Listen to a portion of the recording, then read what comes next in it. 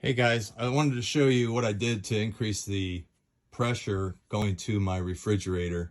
I've tried many things. This took me a couple months to figure everything out. I changed the regulators going in to try to make a bigger one. That didn't do anything. I added a booster pump down here prior to the unit to feed the unit. That didn't do anything. I even added more pressure to the tank. That didn't do anything. So you can see on the right there, that's what made the difference, is I added another pump. It's just like the one there. And I got that from Aquasure. I took the water, the last line out, which is the one coming out of the RO unit. That feeds into the pump. You can see the pressure right there going in. It varies between 30 and 40. And you can see my pressure going out to the refrigerator. You can actually drop that down. It will drop once it opens.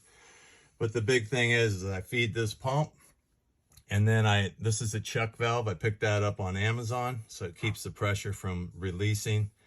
And then this is the key ingredient. This is Aquatech pressure switch, and that's an 80-pound one. You can find it online. I think you can get a 60-pound on Amazon, but I wanted something a little more. And that little screw in there is the adjustment. You can kind of see it. I've turned that clockwise a few times. That's why I got a higher pressure. But that has made a huge difference going to the refrigerator. So now once I put a cup under there to get a glass of water, it fills it up real fast. So hope that helps. It took me a couple months to figure out.